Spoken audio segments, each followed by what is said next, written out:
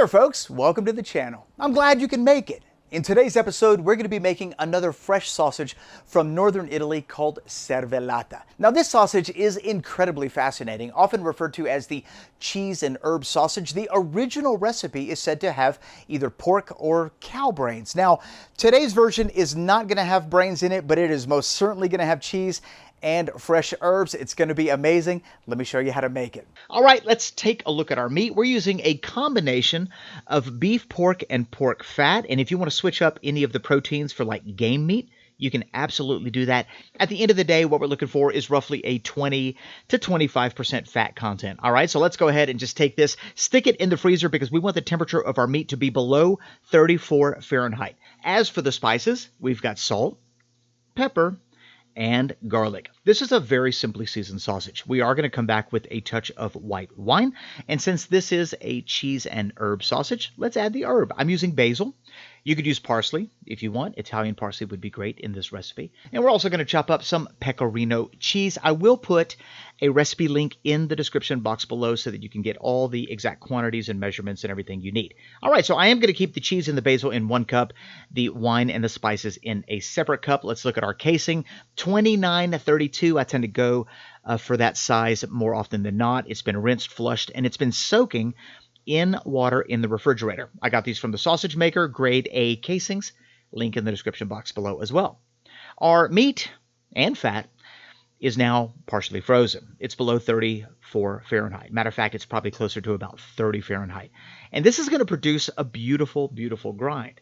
Having your meat at this temperature is going to help you not smear the fat, which is going to produce an overall better quality sausage. Let's go ahead and grind this on a 6mm plate.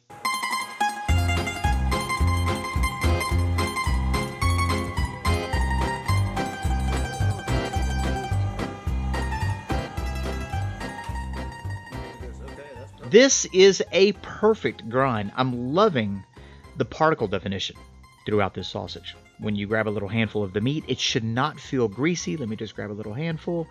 Absolutely perfect. Very pebbly. This is what yours should look like. Let's now get it mixed. And when you mix your meat, you want to make sure that the temperature of the meat is below 34 Fahrenheit. That's kind of a good rule of thumb across the board. I am going to now add my spice mix. And just so you know, I did end up adding about a tablespoon of water to this recipe just to loosen it up a little bit, but I did make the adjustment in the recipe link that you'll find in the description box. Let's go ahead and add the cheese and the basil. Our mixture should be nice and sticky, very tacky. And as you can see right here, we've got a lot of protein extraction on the side of the bowl. The meat looks absolutely beautiful. Very, very aromatic. If you grab a handful of it and you turn your hand upside down, the meat should stick to the underside of your hand. Just like that. Perfect. Let's get this into a sausage casing. We're using the economical 5-pound sausage stuffer that the sausage maker sells. And if you've been keeping up with the show, so far this year, every sausage that we've made, with the exception of Kudigi, has been stuffed with this sausage stuffer, and it has given us 0 problems. Great little stuffer if you don't make very big batches, or if you need something economical just to get started. Let's get this on at the base, and I am going to be putting a stainless steel stuffing horn on there. That is a 3/4 inch stuffing horn, which is the perfect size for your 29-32mm hog casing. Okay, let's get that casing onto the horn and get this sausage stuffed.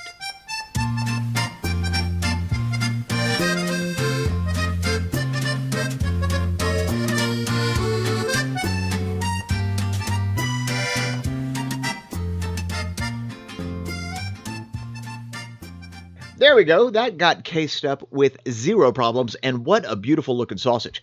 It's now time to make our links. We're going to do standard 6-inch links, and notice I'm going to pinch the sausage before I twist it. So quick little pinch, 3 twists forward. There we go. The next link is going to be pinched first, and then 3 twists towards me. And we're going to alternate that until we finish. The reason I pinch it is just to make sure that I didn't overstuff it. If I go to pinch it and I realize that there's not a lot of give, I won't even try to link it. I'll just keep it coiled. Let's prick out any air pockets and just give the overall sausage a prick. That's going to keep any rendered fat from puddling inside that casing, which is going to give you a chewy bite instead of a snappy bite. And this is going to go into the fridge overnight to help dry out the casings and bring together all those flavors. This is a fresh sausage, so that's technically not necessary, but your end result will be greatly improved if you pop it in the fridge overnight. All right, let's pop open our Kong ceramic grill to cook these babies. You can cook this however you want. Oven, grill, boil, poach, it really doesn't matter. We are going to be popping these on the grill because I like the flavor that it gives. And I am going to add a couple deflector plates. That's going to allow us to cook on indirect heat a lot more gently. And you definitely want to cook your sausages gently. That's the name of the game when it comes to sausage cooking. If you cook it too hot, too fast, you will fat out your sausage, and that's going to leave you with a very undesirable texture. Dry, crumbly. Nobody likes that. So this cervellata is going to go on the grill, indirect heat. If you want to add a little smoke, you can add a little smoke. I'm not going to do that. We're just going to cook it just like so. The vent at the top is going to be set to roughly 0.5. And the vent at the bottom is just going to have a little bit of opening, probably 2 thumb spaces worth. And this is going to cook. Now, our temperature is going to be around 225. Anywhere between 200 and 250 is acceptable for sausage on indirect heat. Let's go ahead and give it an open just to kind of see what's going on so far. And I want you to pay attention to a couple things. Visually, your sausage should look plump, the same size as it went in. The casing should also look tight. If it's wrinkly, that means the fat is starting to render inside. No bueno. Let's give those a quick turn. Close it down. We're looking for an internal temperature of 150 to 155 degrees Fahrenheit. Absolutely perfect. 152. These are ready to come off. And notice the deflector plates. Very little rendered fat. That means these cooked perfectly. Let's go ahead and take a peek at them and give them a taste.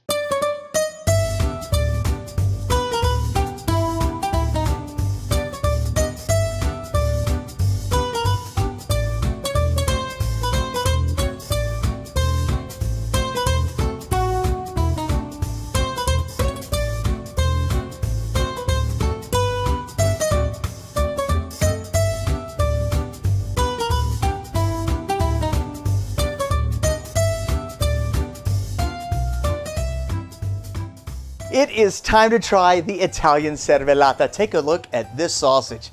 Absolutely gorgeous pecorino cheese, nice smooth slice. You've got basil sprinkled throughout, a little more dense than an all pork sausage, and that's what you get when you get a beef and pork combination. It's going to have a slightly different texture. Very little fat rendered during the cooking process, and that's because we cooked at a nice low temperature and we paid very close attention to the temperature, both grinding and mixing, and so we did not smear the fat, and I'm loving how firm this casing feels. I can tell you right now, this is going to be a nice snappy bite. Let's take a bite.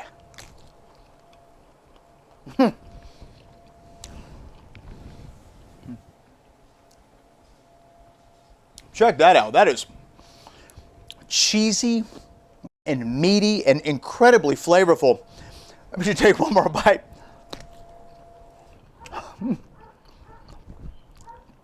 This sausage is delicious. I don't even know where to begin. I mean, flavor-wise, it has got a lot going on. You've got the white wine.